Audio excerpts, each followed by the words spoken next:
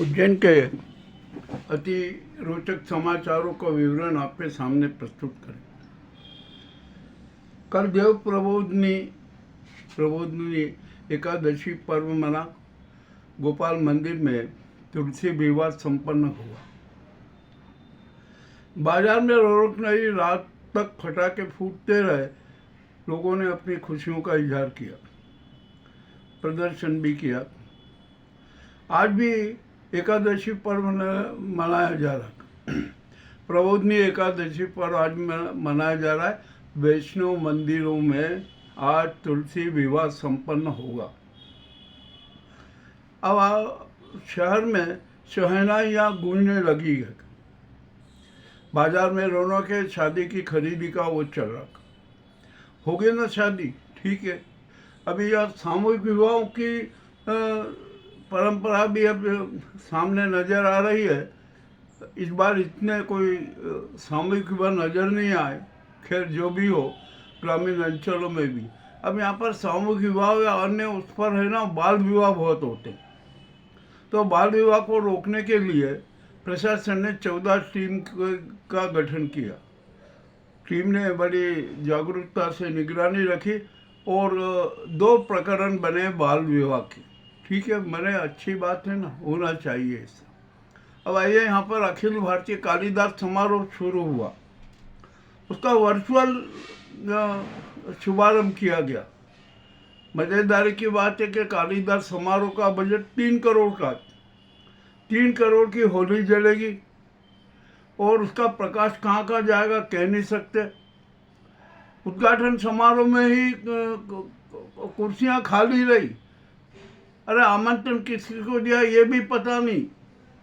और शायद जितने आमंत्रण दिए उन्होंने वीआईपी लोगों को, अन्यों को दिए थे ना, उनमें से 10% लोग भी संकुल हाल में नहीं आए। हाल की कुर्सियां खाली पड़ी रही। मामला बड़ा अति रोचक है। और आखिरकार जो मंगल कलश यात्रा निकाली थी ना, उसमें भी बड़ी बाधाएं आई। बारिश की बाधाएं रही, व्यवस्था की बाधाएं रही। और उस यात्रा में जनता को भी आमंत्रित करने वाला पर्चे नहीं बांटे गए और न ही कार्यक्रम की रूपरेखा प्रस्तुत की गई। जनता को बिल्कुल कोई संज्ञान ही नहीं हुआ। ठीक है, चलिए। अब ये 3 करोड़ की होली वाले कालिदास समारोह में जन भागीदारी कैसे हो, इसकी व्यवस्था पर भी विचार करना चाहिए। नहीं हो सकती, नहीं करेंगे, चलिए ठीक है, मत कीजिए। अब आप एक काम कीजिए कि विभिन्न मोहल्लों में, विभिन्न वार्डों में तेजा जी की कथा करवा दीजिए कालिदास समारोह के नाम से। और कुछ स्थानों पर मार्च का आयोजन करवा दीजिए। देखिए कितनी भीड़ उमड़ेगी, कितनी जनता देखेगी। हम ये मान लेंगे कि ये कालिदास समारोह का एक अंग ही है, उसके कार्यक्रम का एक अंग ही है।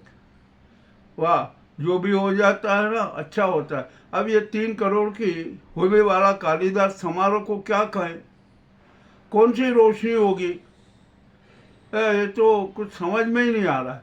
खैर जो भी होगा, अब इसका समापन हो जाएगा। समापन भी कैसे होगा, क्या कह सकते हैं, अभी कुछ भी नहीं कह सकते। और ये वर्चुअल वाली बात जो चल रही है ना, ये भी सब व्यर्थ। यानी कोई इनको आगाज करने के लिए अतिथि तक नहीं मिला, कोई विद्वान नहीं मिला। अरे भैया, आप तो को कैसे भी करके, कुछ भी करके एक आध वीआईपी को तो ले आते, मगर नहीं, कुछ भी नहीं। हो गई 3 करोड़ की होली जल गई और जल जाएगी, हो जाएगा, कोई दिक्कत नहीं है, सब जनता देख लेगी। अब यहाँ पर कार्तिक मेला क्षेत्र में भी बड़ी विचित्र स्थिति बनी हुई है। वर्षा के कारण पूरे मेला क्षेत्र में कीचड़ ही कीचड़ है। अब विकास कैसे होगा, जनता कैसे आएगी, मामला बड़ा विचित्र है। तो यहाँ पर कीचड़ समाप्ति का करके कुछ में कुछ सुव्यवस्था की जाए। अब आइए, 3 नवंबर को हरिहर मिलन समारोह का आयोजन होगा। महाकाल की सवारी आएगी गोपाल मंदिर तक। और एक बड़ा विचित्र संयोग होता है, साल में एक ही बार ऐसा होता है कि द्वारकाधीश को बिल पत्र की माला चढ़ती है और शिव को तुलसी और फूलों की माला चढ़ाई जाती है द्वारकाधीश द्वारा। ये सत्ता हस्तांतरण का एक ऐसा द्योतक है जिसको देखकर अभिभूत होते हैं। परंतु यहाँ पर इस ऐतिहासिक और आध्यात्मिक समारोह को भी इन उन्मादियों, इन मनोवादियों ने फटाका वाला समारोह बना दिया। इंगोट छोड़ते हैं, फटाके छोड़ते हैं, जिससे अनेक प्रकार के हादसे होते हैं। और पूरी सवारी मार्ग में 22 ऐसी गलियां हैं जहाँ पर ये फटाकेबाज और उन्मादी फटाके छोड़ के उन गलियों में भाग जाते हैं। कितने लोग प्रताड़ित होते हैं, बच्चे होते हैं, किसी के कपड़े जल जाते हैं। ठीक है, जो भी होता है ना, मगर इस बार पुलिस ने थोड़ी सतर्कता बरतने का ऐलान किया है। देखते हैं कितनी होती है। 22 गलियों में पुलिस बल तैनात रहेगा। वहाँ पर कोई भी फटाके नहीं छोड़ सकेगा, इंगोट नहीं चढ़ा सकेगा। और विशेष तौर पर गुदरी चौराहे पर विशेष ध्यान देने की जरूरत है। खैर ठीक है, जो भी होगा ये भी समारोह हो जाएगा। कल पता लग जाएगा कि पुलिस की घोषणा है उसने पर कितना अमल हुआ और कितने सार्थक रही। अब यहाँ पर आइए, जो हमारे यहाँ जितने भी घोषित एकांगी मार्ग है ना, उनका पालन हो ही नहीं रहा। सिर्फ घोषणा घोषणा घोषणा हो गई। चलिए ठीक है, अब जो भी है। और यूँ भी यहाँ पर घोषणाओं की तो वर्षा हो ही रही है। घोषणाओं की बाढ़ में पूरा शहर डूबा हुआ है, तो डूबा रहेगा। तो और भी और घोषणाएं होती जाएगी, जो भी सब ठीक है। अब 250 हेक्टेयर में एयरपोर्ट बनने का भी एक घोषणा हुई है। अब देखते हैं क्या होता है। एयरपोर्ट की ज़रूरत कैसी है। अरे हवाई पट्टी कोई अच्छी डेवलप कर देते तो काम हो जाता। अब यहाँ पर एक डैम की योजना आई है 1113 करोड़ की, जल संकट से निवारण के लिए। अरे क्या काय का जल संकट निवारण करोगे? गंभीर डैम पर दूसरा चरण पूरा कर देते युद्ध स्तर पर। 200 साल तक उज्जैन को पेयजल संकट ही नहीं आएगा। सारे अवरोध समाप्त हो गए, परंतु नहीं, मोटा कमीशन और मोटे भ्रष्टाचार की जो रूपरेखा है ना, वो हमारे सबके सामने है। ये हरियाखेड़ी डैम ने, ये डैम ने, वो डैम, ये सब कोई कुछ मायने नहीं रखता है। गंभीर डैम का दूसरा चरण पूरा होना चाहिए। चलिए अब एक बहुत मज़ेदार बात बता। पीएम आवास योजना के अंतर्गत क्या क्या हुआ, बड़े नाटक हुए। 109 लोगों ने पीएम आवास के लिए सहायता ली, मकान बनाए नहीं और सारा माल खा गए। और यह अमाउंट 1.2 करोड़ का था। चपत लगा दी 109 लोगों ने।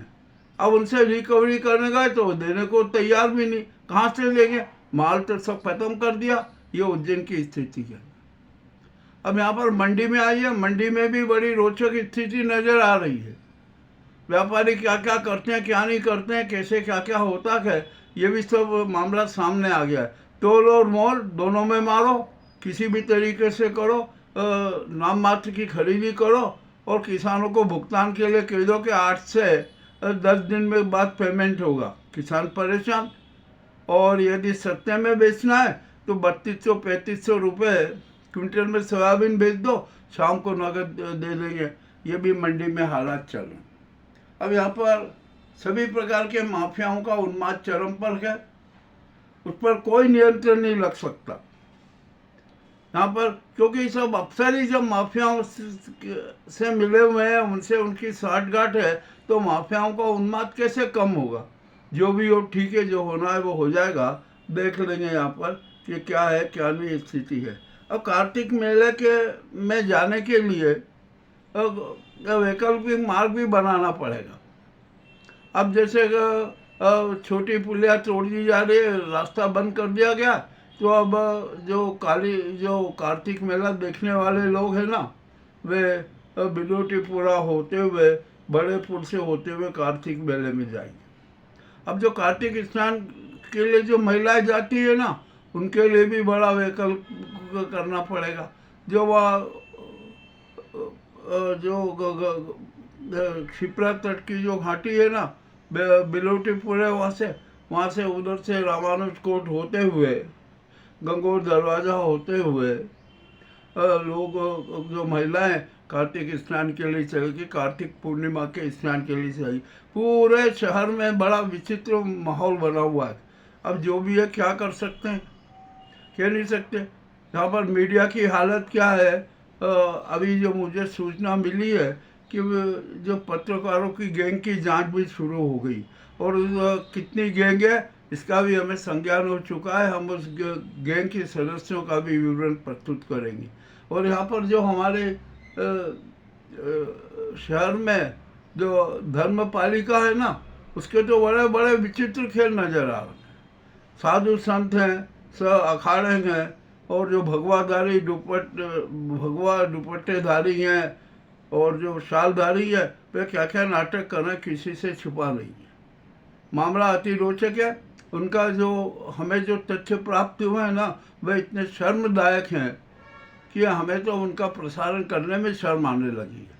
ठीक है, क्या किया जाए, सच तो सच है, जो है यहाँ पर सब हो जाएगा। और अनुष्ठान के नाम पर क्या क्या नाटक हो रहे हैं किसी को कुछ भी नहीं पता, सब मूर्ख बन रहे हैं। एक छोटी सी एक कहानी सुनाता हूँ। एक बिल्कुल बहुत छोटी सी कहानी है कि एक परिवार में एक शिक्षित लड़की बहू बन के आई। उसकी सास ने कहा कि चलो मंदिर चलते। वो मंदिर गई तो उसको यहाँ पर एक सबसे पहले शेर दिखा, तो वो डर के छिपट गई, अरे ये शेर है खा जाएगा।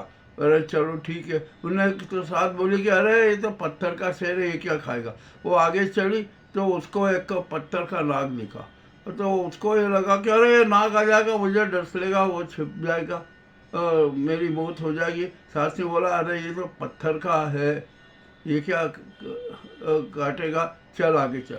तो वो मंदिर के अंदर चले गए। तो सास ने बोला कि अरे ये भगवान के दर्शन कर, और उनको शीश झुका। तो बहू क्या बोलती है पता है, कि अरे जब पत्थर का शेर नहीं खा सकता, पत्थर का नाग नहीं डर सकता, तो ये भगवान की जो मूर्ति है ना, ये क्या करेगी। और उसने अपने सास के पैर छू लिए, और उसने इतना कहा कि अरे कुछ नहीं, ये तो सब ठीक है, जिंदा भगवान तो आप हो, जो कि मुझे इतना यहाँ पर लाया, दर्शन करा, ये करा। तो इस बात से ये सीख मिलती है इस कहानी से कि हमें है ना, जो जिंदा हैं उनके प्रति समर्पित रहना चाहिए, उनकी सेवा करना चाहिए। ये सबसे बड़ा संदेश मिला। आज की एपिसोड में हमने जो जो तथ्य प्रस्तुत किए हैं ना, वो आपको कैसे लगे हमें अवश्य बताएं। बहुत बहुत धन्यवाद।